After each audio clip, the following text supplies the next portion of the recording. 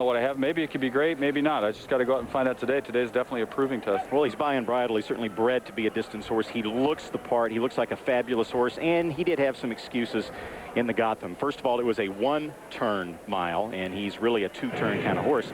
He was sideswiped coming out of the gate, which we saw earlier when we talked to Jerry Bailey.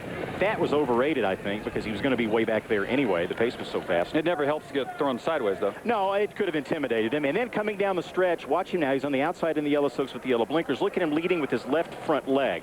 You look at the horses in front there, including Saratoga County, the winner, leading with his right front leg. That is inexperience. Horses are trained to switch from their left lead to their right lead in the stretch to lessen the fatigue, and Eddington did not. He's had that problem in the past. Jerry Bailey has been able to help him a little bit in the past, and he'll try again today. You know, the riders are up. They're coming onto the track. We have 9 minutes to post here at Aqueduct, getting set up for the Wood Memorial. Lots on the line, starting with the Wood, and then down south at Keeneland and Oaklawn later in the day. It's time to win some money and try to get into that starting gate on May 1st. Right now, we have Value Plus, Randy's horse, John Velasquez, the jockey, and Todd Pletcher's ready to talk about the chances. No, he's not. No, we did speak to him earlier, but Janine is ready to talk about something with someone. She's not ready for anything, nor am I certainly ready to say anything, although I did think I heard voices telling me we have an interview ready. I've been wrong before. Value Plus just beaten 3/4 of a length in that Florida Derby, and it was a slow time. It was 1:51.1 for a mile and an eighth, but not only Todd Pletcher, we heard what he thought about it, but the winner, Friends Lake, his trainer, John Kimmel, they both thought the track was significantly slower. Tapit as well, they had the same for the reason. Florida Derby, right, than it was in the earlier races because they didn't put enough water on it, et cetera, et cetera. Certainly it's a speed-favoring racetrack today, or it's a tight racetrack, as Todd said. That's going to help Value Plus's chances. He and Sinister G are going to be out there early in some kind of a front-running mix, depending on how they break from the gate. And sometimes the way we forecast how it's going to go isn't always the way it does go. You know, so many people have already said, and it's sort of the same story here. I wonder if this is a weak field because there's no Secretariat. Well, there's only one Secretariat. You know, that was 1973, I think. Now, we saw Forrest Danger, of course, for the same connections, okay? He cost $900,000, big price tag. This one, Aaron and Marie Jones bought for $1.1 million. So they're spending some big money, but they're getting some results. Remember that interview I was talking about earlier? What was that, anyway? It's ready now. Swing for the Fences might run today, huh, Janine? Well, I'm here with trainer Rick Violette. He has been training here in New York about 25 years. We don't want to date each other, though. I've known you almost 20 years, I think. But you've never started a horse in the Kentucky Derby, and it looks like this year you could have two strong possibilities. Swing for the Fences runs today, the Wood Memorial. Of course, you also train Read the Footnotes. Tell us about Swing for the Fences. It appears as though he's a horse that's improving at the right time. He really is. He's improved every start, and if you're a numbers guy, he looks like he's ready to move forward off of two very good races. He's already won going 1 1/8 miles, and he should run terrific today. I'm a little concerned about the speed-favoring racetrack, but nothing we can do about that. He's been very, very consistent, and in his last race, the Tampa Bay Derby, you said it was quite eventful, and it sort of started even before the race began. What was that about? He was just his own worst enemy. He was wound up like a 9-day clock. It was just fighting the pony. He got very wet. He was dripping wet going into the gate, and I was afraid he might run a 1/2 mile and blow up. And despite himself, he actually ran very, very well. And today, we don't see any evidence of that yet. No, he's on his toes, but he's pretty composed. Now, the other colt you're very high on, Read the Footnotes, of course, won the Fountain of Youth, and you said we will not be seeing him again until the Kentucky Derby. Why is that? Well, I just thought we had a better chance to getting him to the Derby at his best, going using the 7 weeks to prep him. He runs very well fresh. He has plenty of experience. He's had a couple of hard races. He's had two-turn races, and I just thought we could control things better than taking a shot and running him in between, and maybe doing too much again and having him go the wrong way going into the Derby. All right, well, we'll wish you best of luck. Swing for the Fences today in the Wood Memorial, and then we hope to see Read the Footnotes on Derby Day as well. Kenny? All right, Janine, Swing for the Fences going right now at 10-1. 5 minutes on the board until post time here at Aqueduct for the running of the Wood Memorial. We're also going to go back in olden times. You remember Pleasant Colony? Randy's going to fill you in as we go back in our silver memory, plus our Bud Longshot. Those guys have been hot. We will look back fondly at the late Pleasant Colony. Given what he did after this race, it's easy to forget that he was a long shot in the 1981 Wood. On the outside, It's Pleasant Colony now taking second.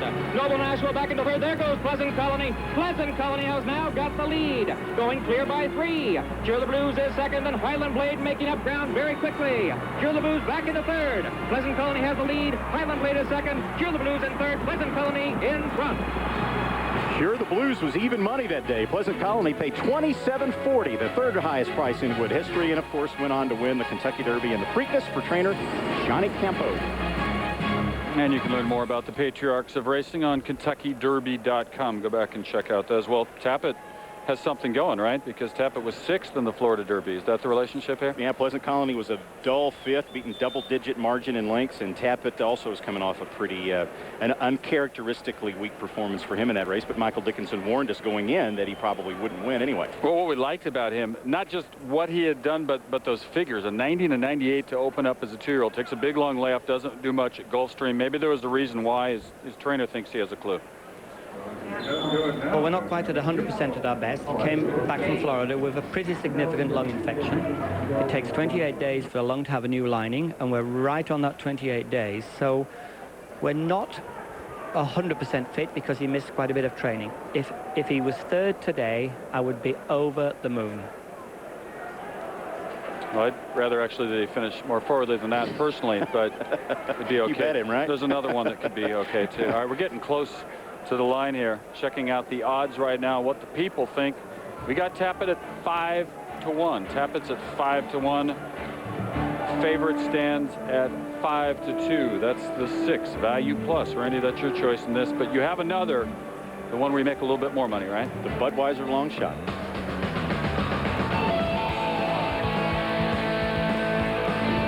I'm John Toscano Jr., trainer of Sinister G, your Budweiser long shots. From day one, he was a colt with exceptional talent. We knew that the first time we breathed. In the Lane's End, I was surprised he went off such a big price because he did have the highest buy-in race in his last start. The only detrimental part of the entire thing was the fact that he was close to 11.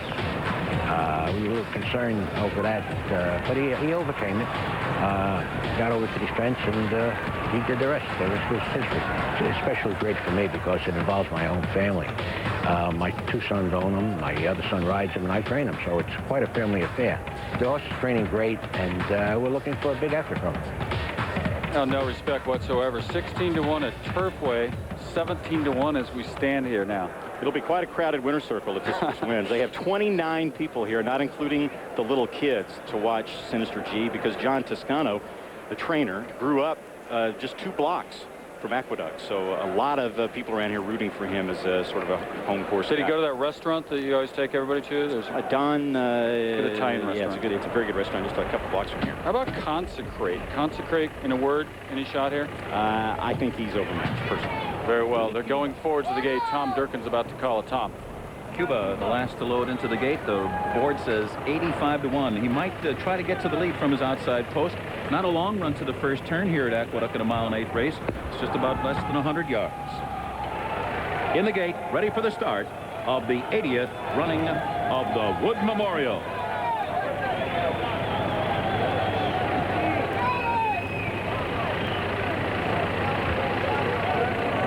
Bob Duncan barking out some orders there from his starter's position.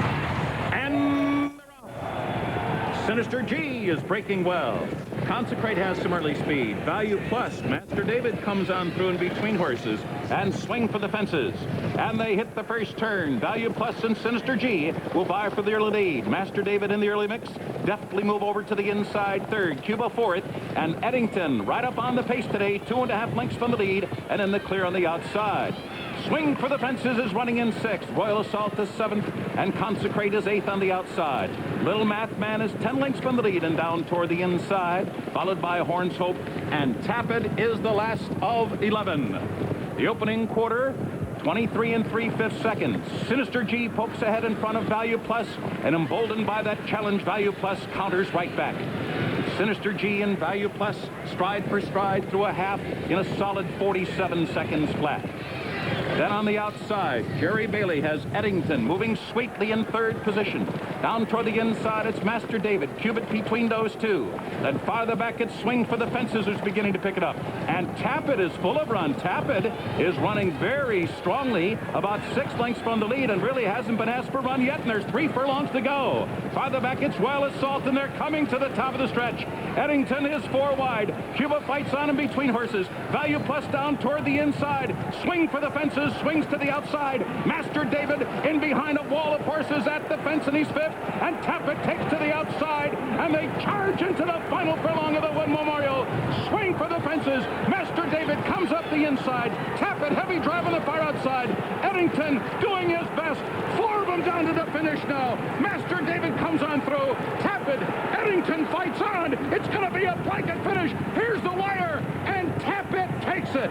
Tappet with a compelling performance here to win narrowly in a thrilling renewal of the Wood Memorial. It was a close photo for second between Master David and Eddington. The final time was 1:49 and 3/5 seconds. Here is Tappet, and a very intriguing prospect for the Kentucky Derby, and that man right there, Michael Dickinson. Tappet, legitimate going forward, proving what it did as a 2-year-old, and maybe saying something more about the Florida Derby. It withstood so much criticism, slow time. Everybody made the excuses. You hear all those all the time, but maybe it was for real. Tappet, stirring drive. Well, Michael Dickinson certainly, you got the feeling in the Florida Derby that he didn't want to be there, that his hand was being forced. He didn't come out and say that, but you got that feeling.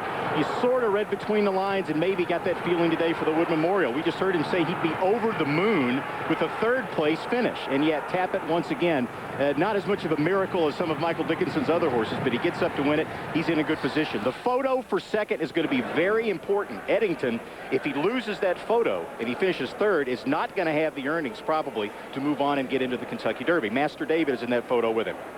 We're coming back, checking out more on the Wood, get you the actual results. When we come back, Tappet is your definite winner. Tappet's going forward to the Kentucky Derby.